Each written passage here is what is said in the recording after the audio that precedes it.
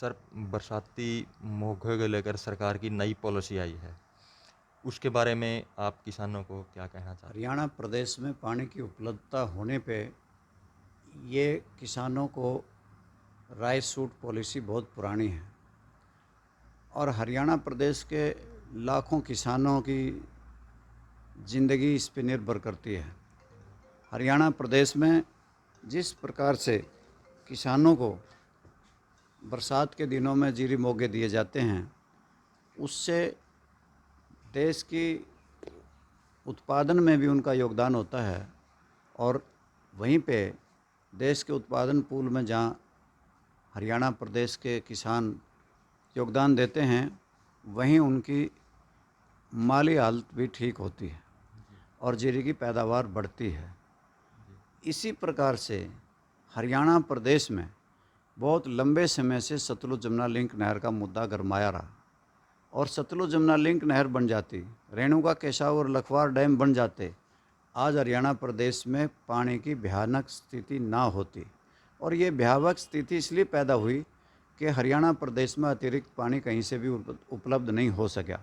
ना तो सतलुज जमुना लिंक नहर बन सकी, ना रेणुका और केशाव लखवार डैम बन सके, ना कहीं से और पानी अतिरिक्त आ सका। हरियाणा प्रदेश में जब भी बारिश होती है, मौसम जब बारिश का आता है तो तब किसान बिजाई करते हैं, ज़्यादातर हमारे इस इलाके के जीरे की, और जीरे के मौके भी उन्हें टेम्परेरी तौर पे आर्जी तौर पे दिए जाते हैं। ये किसानों के लिए बहुत बड़ा वरदान था, जो आज मैं समझता हूँ अभिशाप बन गया, क्योंकि सरकार को चाहिए कि किसानों की इस व्यवस्था जो पहले से थी उसे बनाए रखें। 50% मोगे जो कम करने का प्रस्ताव रखा गया है वो भी गलत है, और आगे आगे इस पानी को कम करने की जो योजना बनाई गई है और प्रोसेसिंग फीस बढ़ाई गई है, और छोटे छोटे किसान मिलकर के राइस सूट लेते थे और उनकी माली हालत सुधरती थी, वो और बिगड़ेगी, किसानों को और कठिनाई आएगी और पानी व्यर्थ में यूं ही जाएगा। जब WJC में पानी ज़्यादा होता है, बरसात हो जाती है हिमाचल प्रदेश में पहाड़ियों पर, तो हमारे जमुना में पानी बहुत अत्यधिक हो जाता है।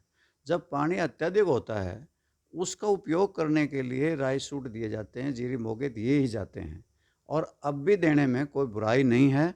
अगर इन्हें नहीं दिया गया, इन्हें बंद किया गया, तो किसानों के साथ बहुत कुठाराघात होगा है। जितना भी पानी आना चाहिए था हमारा सतलुज जमुना लिंक नहर से, वो नहीं आ सका, ना ही रेणुका केशाव और लखवार डैम बन सके, और वर्ष दर वर्ष बारिश भी कम होती जा रही है। परंतु ऐसे मौके में जब बारिश अत्यधिक हो जाए, जब सारे हरियाणा में बारिश हो जाए और पानी की ज़रूरत इतनी ना रहे, तो ऐसे मौके में पहले भी पानी की उपलब्धता पर ही राइस सूट दिए जाते थे, जीरी मोगे दिए जाते थे।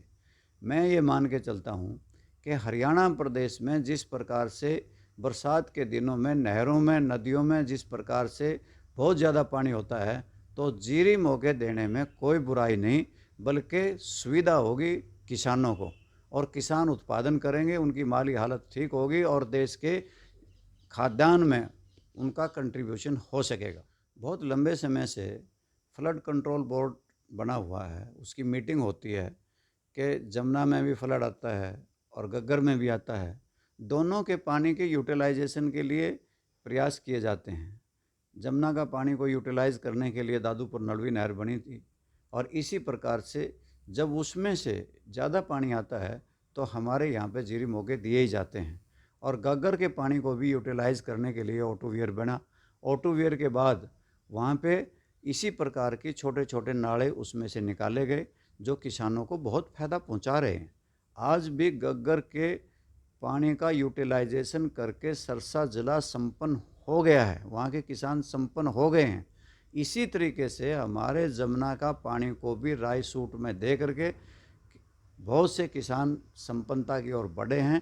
मैं ये मान के चलता हूँ कि बारिश के दिनों में इस फ्लड के पानी को किसानों की बहबूदी और तरक्की के लिए, उनके पानी के प्रयोग के लिए राइस सूट दिए जाने निहायत ज़रूरी है। किसानों का लगभग जीरी मोगा तभी दिया जाता है जब किसी भी रजबाए में, नहर में पानी की उपलब्धता हो। उसको क्यूसिक से नहीं मापना चाहिए। अगर पानी पूरा मिलता है और वो जीरी मोगे लग सकते हैं तो बारिश के दिनों में दिए जाने में कोई बुराई नहीं। 10 क्यूसिक के भी बहुत से किसानों के रजबाए बने हुए हैं और उनमें भी अगर हम राइस सूट देते हैं तो कोई बुराई की बात नहीं है। वो किसान के हित का फैसला था और शुरू से ही चल रहे हैं। ये तो कोई आज से नहीं, बहुत पुरानी पॉलिसी है और इसको बार बार बीच बीच में भी बदला गया, परंतु किसानों के हित में बदला गया है। प्रोसेसिंग फीस जिस प्रकार से 100 से 300 रुपये की गई, 50% राइस सूटों को बंद करने की योजना बनाई गई और पानी की भी कमी कर दी गई, 25% से लेकर 3% पर ले जाने की योजना है। तो इससे किसानों को बहुत नुकसान होगा। इसकी भरपाई के लिए तुरंत से पॉलिसी को रद्द किया जाना चाहिए और पुरानी पॉलिसी को लागू करना। ये तो मैं भी मानता हूँ कि हरियाणा प्रदेश में भू जल स्तर बहुत गहरा हो गया है, प्रतिवर्ष ये नीचे जा रहा है। इसे कंट्रोल करने के लिए, इसे बचाने के लिए केवल फसलों को बोने के लिए ही सरकार ने रोक नहीं लगानी चाहिए। वो फसलें तो ज़मीन की उर्वरकता शक्ति के ऊपर बोई जाती हैं, परंतु पानी को बचाने के लिए हमें भूमिगत पाइपलाइन, ड्रिप इरिगेशन सिस्टम, फवारा सिस्टम, ऐसे नए आधुनिक प्रयोग किसानों को देने चाहिए जिसकी वजह से पानी को बचाया जा सके। और पानी के प्रबंधन की भी बहुत ज़रूरत है। अगर हम वाटर मैनेजमेंट के ऊपर जोर देंगे, वाटर मैनेजमेंट करके हम पानी को ठीक से रेगुलेट करके हम अगर पानी को सभी टेलों पे पहुंचाएं तो पानी पहुंच सकता है। ईज़िली हर खेत को पानी दिया जा सकता है, परंतु इसके ऊपर कोई ध्यान नहीं दिया जाता। केवल एस्टीमेट बनाए जाते हैं, किसी नहर की कह देंगे कैपेसिटी बढ़ा रहे हैं, किसी को नहीं खोद रहे हैं और पानी की उपलब्धता देखते नहीं, जिसकी वजह से भारी घपले और घोटाले इस महकमे में प्राय होते रहते हैं। मैं विभिन्न मंचों से इस बात को आपके माध्यम से भी और सरकार के अधिकारियों के माध्यम से भी और मंत्रियों के माध्यम से, मुख्यमंत्री के माध्यम से इस बात को उठाने का पूरा प्रयास करूंगा और किसानों के हित की लड़ाई लड़ते रहें।